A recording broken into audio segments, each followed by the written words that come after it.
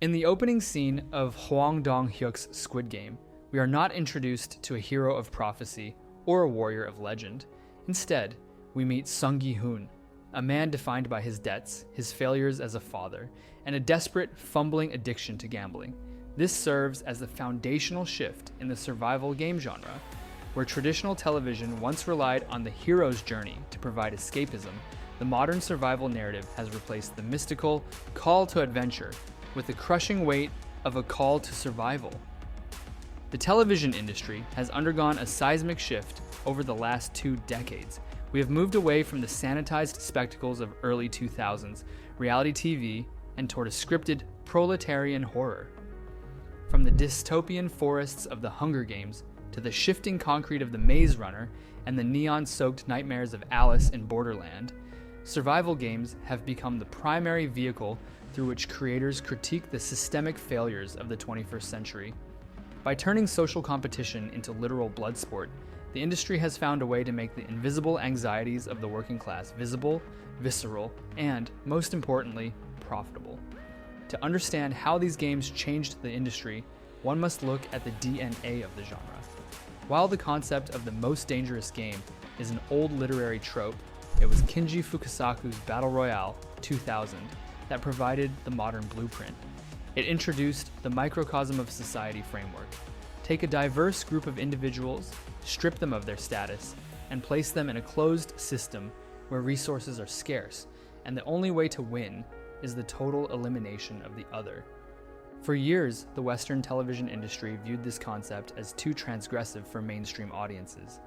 However, the success of The Hunger Games 2012 changed the corporate calculus. It proved that audiences, specifically younger demographics, had a profound appetite for stories where the system was the primary antagonist. This era of television and film focused on the chosen one narrative. Katniss Everdeen and Thomas from The Maze Runner were symbols of resistance against an external, authoritarian other. But as the global economy shifted and the gap between the ultra-wealthy and the working class widened, the industry realized that the chosen one trope was no longer enough. The audience didn't feel like chosen ones. They felt like cogs in a machine. This realization paved the way for the second, more cynical wave of survival games that would define the streaming era. When Squid Game premiered in 2021, it didn't just become a hit. It became the most watched series in Netflix history. Its impact on the industry cannot be overstated because it stripped away the dystopian future setting and replaced it with the dystopian present. The industry learned that you don't need a futuristic capital or a post-apocalyptic wasteland to create stakes. You only need a bank statement. By grounding the survival game in the reality of personal debt, the genre evolved from science fiction to social realism. The game became a metaphor for the gig economy, a place where you are told you have choice. The players can vote to leave at any time, but the reality of the outside world is so bleak that the lethal game becomes the more logical option. This choice paradox is what keeps audiences hooked. It invites a deeper analysis of the human condition. At what point does our dignity become a luxury we can no longer afford? The industry responded to this by greenlighting projects that emphasize the psychological toll of the system over the physical violence of the game. We see this in shows like The Platform or 3%, where the horror isn't found in a monster under the bed, but in the person standing next to you who wants the same scrap of food you do. One of the most profound ways survival games have changed TV is through the introduction of the spectator character, the VIPs, who watch the games from behind golden masks. This is a brilliant, if uncomfortable, piece of meta-commentary that the industry has embraced to engage more sophisticated viewers. The VIP represents us, the audience. By including characters who find the violence entertaining, the shows force the viewer to confront their own complicity. We are watching a show about the evils of exploiting the poor for entertainment, while we ourselves provide the viewership numbers that justify the show's production. This layered storytelling has raised the bar for television writing. It is no longer enough to have a final girl or a last man standing. Modern survival scripts must now include a critique of the media itself. This industry mirroring has led to a more self-aware form of television, where the themes of the show are reflected in its marketing. The irony reached its peak when Netflix produced a real-life reality competition based on Squid Game. Effectively becoming the very VIPs the original show sought to condemn. This cycle of critique and co-option is now a hallmark of the industry. Perhaps the most practical way survival games change the industry is by destroying the myth that Western audiences won't watch non-English content. The game is a universal language. You do not need to understand Korean culture or Japanese social hierarchies to understand the tension of a ticking clock or the fear of a gun pointed at a protagonist. The survival game serves as a perfect Trojan horse for international creators. They use the high-octane thrills of the genre to smuggle in complex critiques of their specific local cultures. Alice in Borderland explores the emptiness of Tokyo's youth culture. Squid Game explores the predatory lending practices in South Korea. Because the stakes are so high, the industry has found that global audiences are willing to engage with subtitles and foreign contexts in a way they never were for traditional dramas. This has led to a more decentralized TV industry, where a local story can become a global phenomenon overnight. The industry's pivot toward survival games is not merely a creative trend, it is a calculated response to the attention economy. In the age of streaming, where retention rates are the holy grail of success, the survival game provides a structural framework that is almost impossible for a viewer to abandon. This success is built upon 4 distinct pillars that transform a simple premise into a psychological trap for the audience. The survival game functions as a laboratory for social dynamics.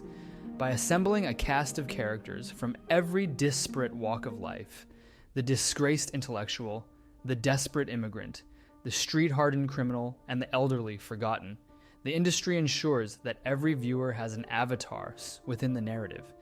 This diversity is not just about representation. It is a strategic tool to explore how different social classes react under pressure. It forces the audience to ask which of their own traits would survive the winnowing process. When a show can convince a viewer that they are represented on screen, the emotional stakes transition from voyeurism to a personal sense of survival. Structurally, the survival genre has borrowed the level-up logic of the gaming industry to solve the problem of pacing. By dividing the story into rounds or levels, creators provide a natural narrative hook that resets the tension every hour.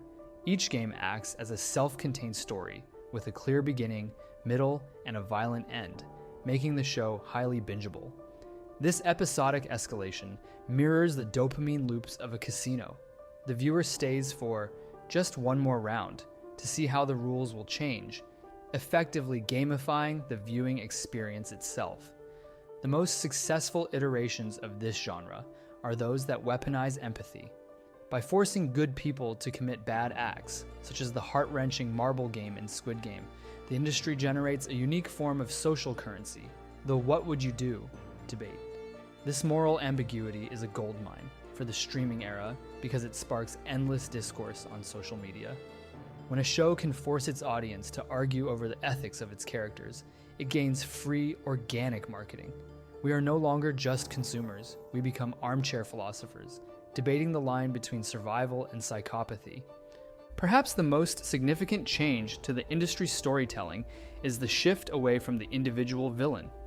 In the modern survival game, the antagonist is rarely a mustache-twirling sociopath. It is the system itself, the debt, the government, or the cold, indifferent architecture of the arena. This resonates profoundly with a modern audience that feels increasingly powerless against large-scale economic and environmental forces. By making the villain a nameless, faceless entity, the industry taps into a collective sense of systemic dread. It acknowledges an uncomfortable truth. You can kill a villain, but you can't easily kill a hierarchy.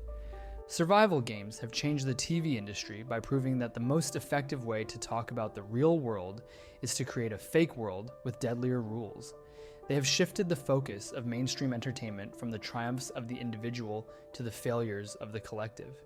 We are no longer interested in seeing characters escape the maze.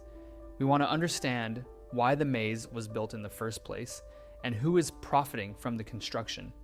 The genre has matured from the simple run-and-hide mechanics of early slashers into a sophisticated, multi-billion-dollar industry of social critique. As long as society feels like a zero-sum game, the survival game will remain the most relevant genre on television. It provides a catharsis that other genres cannot touch, a space where the invisible pressures of life are made physical, and where, for a few hours, we can watch someone fight back against a system that feels designed to make them lose. The industry hasn't just given us a new genre, it has given us a new way to process the trauma of modern existence. The games will continue, the stakes will rise, and we, the VIPs in our living rooms, will keep watching.